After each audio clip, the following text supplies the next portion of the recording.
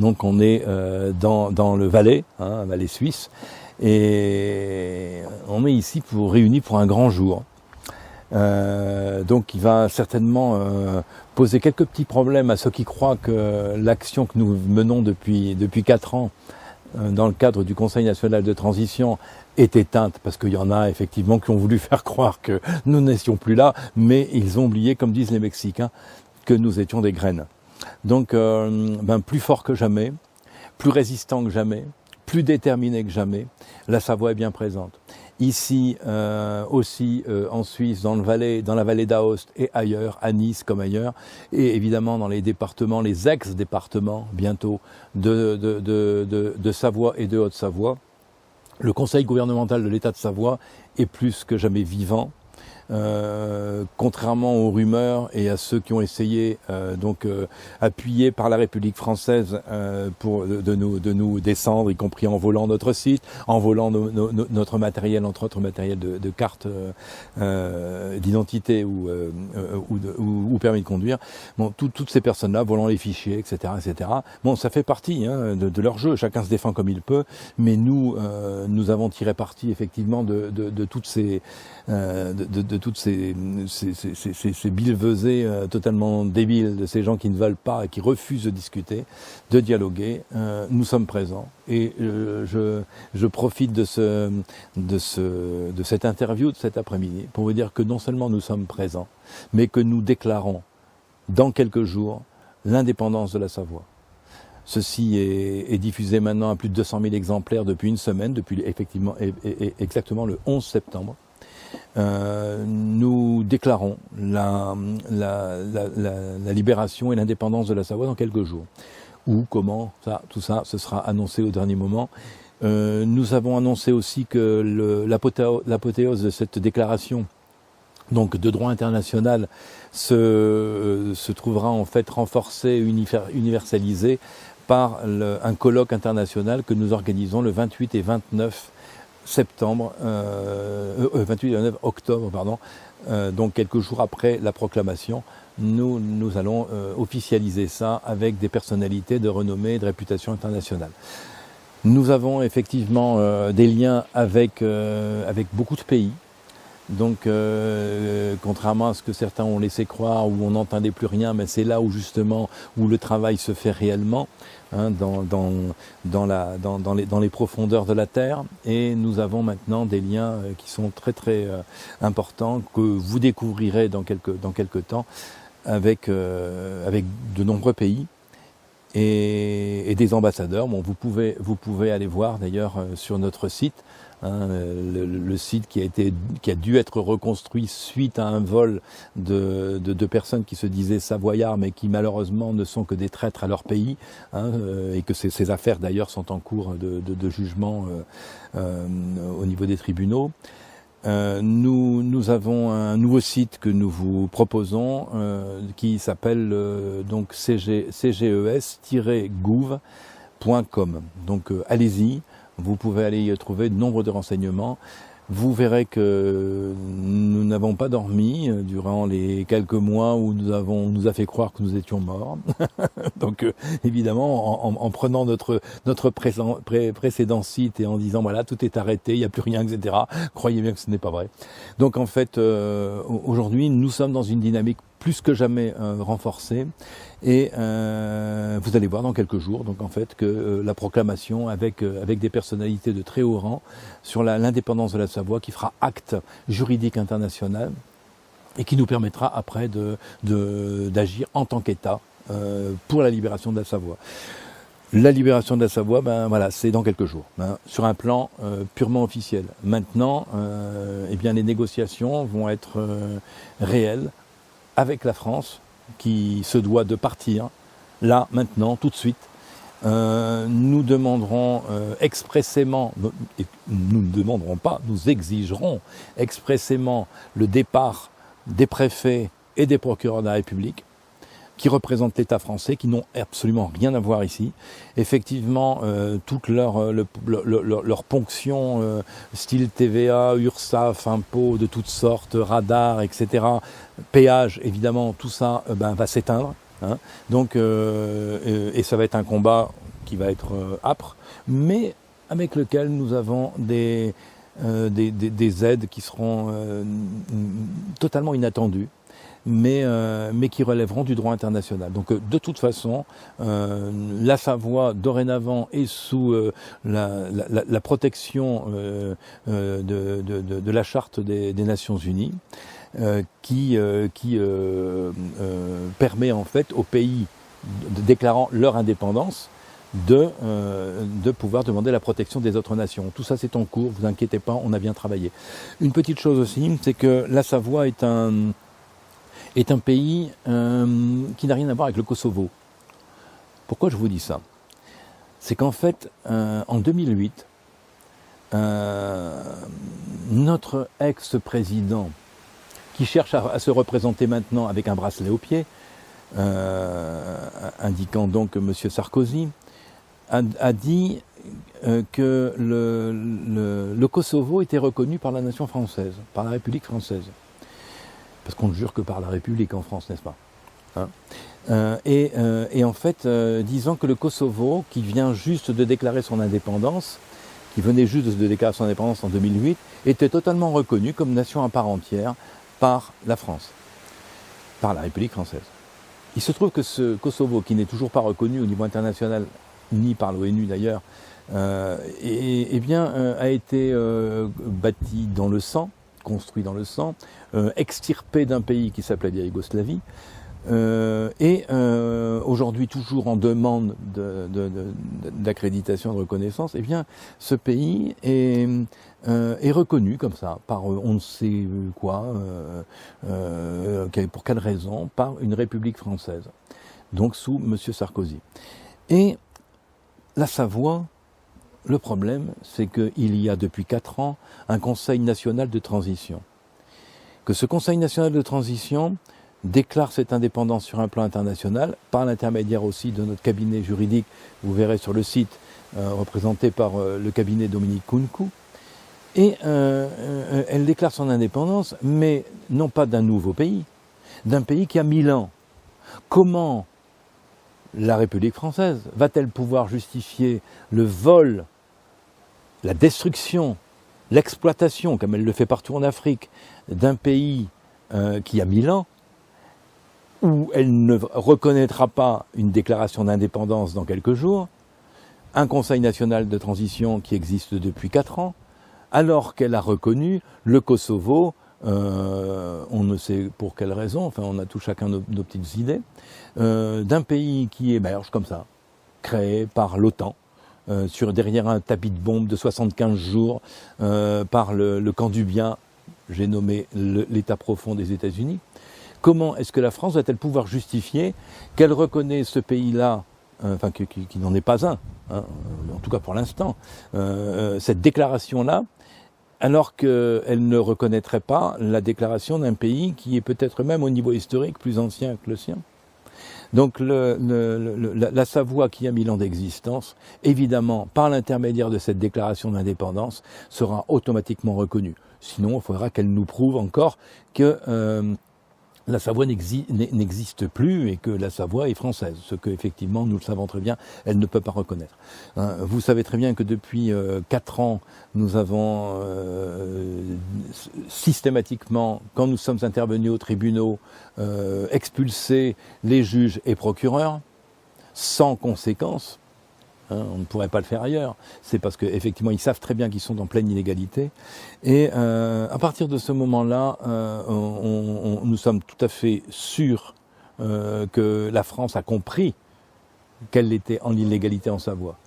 Et elle attend, en nous disant mais tant que personne ne nous dira que ce qu'on fait c'est pas bien, ne nous réclamera pas de toute façon les documents officiels comme quoi on aurait déclaré en 1947 comme quoi la Savoie était une colonie, etc. Il n'y a jamais rien eu au niveau de la Savoie en 47-48 pour déterminer que le peuple était d'accord ou pas de rester français. Donc tout ça nous savons que la France le sait, on ne va pas faire un cours ici, mais tout est expliqué sur le site, allez voir s'il vous plaît. La France n'a plus rien à voir en Savoie. Donc en tant que président du conseil gouvernemental de l'État de Savoie, effectivement, nous allons faire valoir ce droit. Nous sommes en lien avec énormément de pays sur le plan international qui nous aident, y compris pas simplement sur un niveau international, mais des instances qui revendiquent leur culture, telles que la Bretagne, telles que la Corse, telles que le Pays Basque, les Catalans, etc., etc. Donc, voire la Flandre ou certaines parties de la Belgique ou de la Suisse, nous sommes en lien. Ils savent très bien, mais nous sommes aussi très en lien avec l'Afrique, très en lien avec les gouvernements africains qui ont pris leur indépendance maintenant, et particulièrement en lien avec le Mali. Donc tout cela, nous en parlerons aussi, vous verrez, vous suivez un petit peu Afrique Média, quand je vous disais qu'on n'a pas dormi durant ces 2-3 mois, on a essayé de nous faire taire, mais bon, ils nous ont au contraire renforcés. Donc je fais un appel aux traîtres savoyards parce que ce sont des gens qui sont nés en Savoie, malheureusement ils sont vraiment, comme ils le disent, savoyards, ils le revendiquent, ou savoisiens. Nous faisons appel à ces gens-là, nous leur tendons la main, arrêtez, suivez-nous. Arrêtez de vous faire manipuler par la République française, parce que vous faites le jeu totalement de la République française. Rejoignez le gouvernement de transition, rejoignez le Conseil gouvernemental d'État de Savoie, et vous verrez que nous appliquerons une politique qui n'a rien à voir avec la politique d'aujourd'hui. La politique que nous allons appliquer, eh bien, c'est celle de l'amour. C'est une politique où nous allons partager nos différences. Nous allons faire en sorte à ce qu'on cultive nos différences et qu'on aille s'enrichir des différences de chacun. Que ce soit avec l'Afrique, que ce soit avec tous les autres pays du monde, tous les pays d'Europe ou peu importe les pays avec lesquels on va travailler, parce qu'en tant que pays, nous travaillerons avec tous les pays, et nous allons pousser jusqu'au bout l'idée que la valeur la plus importante, dont on ne parle jamais en politique, c'est l'amour. C'est-à-dire, aimons-nous les uns les autres. Il y en a un qui l'a dit très bien il y a 2000 ans, mais ça date de bien avant cela. Mais déjà, comprenons cette phrase qui n'a rien à voir avec une dimension religieuse. C'est une dimension qui est purement de bon sens et de cœur. N'oublions pas sa voix. Retrouvons notre propre voix. Et la propre voix, quand on dit voix, c'est la voix du cœur. La voix du cœur, si elle est basée sur l'amour, eh bien c'est le respect. C'est le respect des uns et des autres, c'est le respect des différentes nations, c'est le respect de la nature, des animaux, etc., de l'eau, de tout. À partir du moment où on a amour-respect, qui est un des mots importants de la devise qui trône au sein du Conseil gouvernemental d'État de Savoie, eh bien, a-t-on encore besoin de beaucoup de normes pour mettre en pratique l'amour et le respect dans tous les secteurs, et en particulier dans le domaine de l'éducation et de l'enseignement, auprès de nos enfants. Réapprendre cet amour et ce respect, c'est-à-dire l'autonomie, et contrer en fait toute cette démarche de l'état profond, wokiste et tout le reste. En Savoie, nous allons montrer la voie. Nous allons montrer la voie du cœur, la voie de l'amour, la voie de l'unité. Et nous allons pour cela, dans un premier temps, en priorité, entrer en lien, nous sommes en lien d'ailleurs, mais en lien partenariat privilégié avec ce qu'a fait en premier le Mali. Le Mali a montré l'exemple à l'Afrique. Nous montrerons l'exemple au monde, ensemble. Donc, un petit mot aussi, pour conclure peut-être, pour vous dire ceci. En Savoie, il y a des personnages extraordinaires qui ont fait l'histoire de la Savoie et qui sont marqués par justement cette voix du cœur.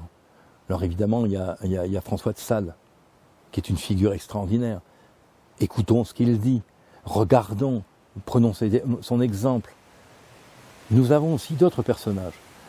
Un personnage qui est emblématique et qui, comme par hasard, se retrouve face à notre château, au château de Savoie, le château des Ducs de Savoie, qui est volé actuellement par la France, qui a eu le toupet d'y mettre sa préfecture. Préfets, je vous le rappelle, qui seront expulsés, y compris s'il le faut par la force internationale. Parce qu'effectivement, nous avons le droit, mais pas la force. Mais la force, elle viendra d'extérieur. Et c'est en place, croyez-moi. Nous allons donc expulser les deux préfets, qui n'ont rien à faire ici en Savoie, et surtout qui violent eux-mêmes le droit international, et tout comme les procureurs. La justice, c'est nous qui la faisons, c'est pas la France. D'autre part, ces personnages, dont un des personnages emblématiques, qui est Joseph de Maistre. Très marrant d'observer que face à ce château de Savoie, château des ducs de Savoie, qui en fait correspond à l'Élysée de la Savoie, nous avons face à l'entrée Joseph de Maistre avec son frère. Joseph de Maistre, qui a été défendu d'ailleurs par le magistrat Decotte, dont on vous recommande de lire les remarques magistrales de ce magistrat, qui sont sorties au tout début du XXe siècle, qui s'appelle le rapport Decotte. Le rapport Decotte explique comment la France n'a absolument pas suivi même le traité Félon de 1860. Elle a bafoué, comme elle bafoue tout le reste, je parle de la République française, pas de la France. La République française, depuis sa création dans le sang avec les têtes coupées, d'accord, ne respecte rien, pas plus aujourd'hui qu'avant. Et le rapport Decotte montre simplement que le rapport, le traité de paix, pas de paix, mais d'annexion plutôt de 1860, Félon lui-même, n'a pas été respecté. Lorsque nous suivons Decotte, on comprend à quel point la France a exploité non seulement la Savoie, mais elle a fait la même chose en Afrique et ailleurs, en Indochine ou ailleurs, hein, mais dans ce qu'on appelle les dom-toms. Mais en fait, elle l'exploite évidemment tout autant la Savoie. Il se trouve que ce monsieur Decotte était un grand admirateur de Joseph de Maistre. Et il a donc, pendant plusieurs années, je pense, mis en place toute une démarche pour pouvoir mettre la monumentale statue de Joseph de Maistre juste en face du château des Ducs de Savoie. Et ça, pour nous, ça doit être un exemple. Joseph de Maistre, en fait, était un ardent opposant à la Révolution française et donc à la République française. La Savoie n'est pas républicaine. La Savoie refuse la République française. La Savoie refuse les injonctions de cette structure. Et Joseph de Maistre, il suffit de lire ses écrits tels que les soirées de Saint-Pétersbourg, parce qu'il a dû s'exiler évidemment pendant 19 ans, en 17 ou 19 ans, je ne me souviens plus, à Saint-Pétersbourg, pour ne pas être guillotiné lui aussi, pour refuser justement cette République qui est là. Alors évidemment, ça choque, être contre la République. Mais oui, lisez Joseph de Maistre, et vous comprendrez pourquoi nous pouvons l'être. Et un dernier personnage aussi, qui lui est moins connu du grand public, mais très connu dans certains milieux de recherche, qui s'appelle le maître Philippe de Lyon. Alors pourquoi le maître ? Parce que maître Philippe de Lyon, qui était en fait un des plus grands guérisseurs de la planète. Et il est né à côté, donc en Savoie, à côté de Novalaise. Il est né à Loisieux. Et c'est un Savoyard, un vrai, qui après s'est retrouvé à Lyon. Mais maître Philippe de Lyon est aussi quelqu'un à suivre. C'est quelqu'un qui était dans le cœur, qui a guéri des milliers de personnes gratuitement. Allez-y, c'est aussi une belle figure de la Savoie. Voilà. Donc le livre, écoutez, voilà, je vous recommande. Hein. Donc il y avait donc ce livre-là, hein, Joseph de Maistre, hein, que vous pouvez retrouver maintenant en cherchant bien, les soirées de Saint-Pétersbourg. Hein. Donc un éminent représentant de la Savoie, tout comme François de Sales. On parle beaucoup de François de Sales, mais il n'y a pas que lui, même si François de Sales est quelqu'un d'extraordinaire. Joseph de Maistre, et un peu plus tard, donc lui il est né en 1850.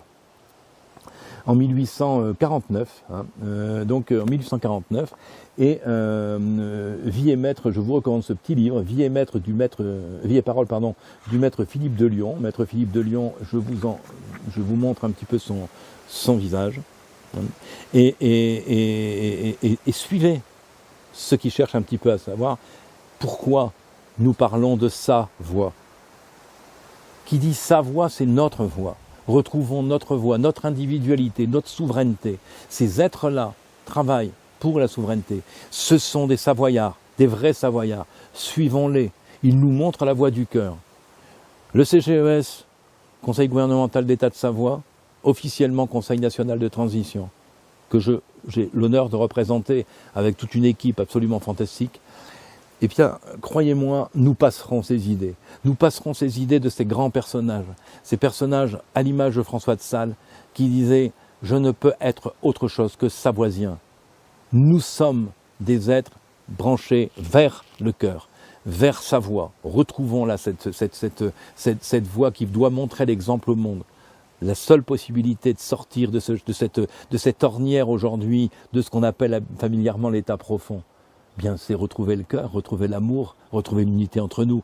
Les Savoyards doivent montrer l'exemple, arrêter de se chamailler les uns les autres et vouloir dire c'est moi, c'est moi, c'est moi, comme partout.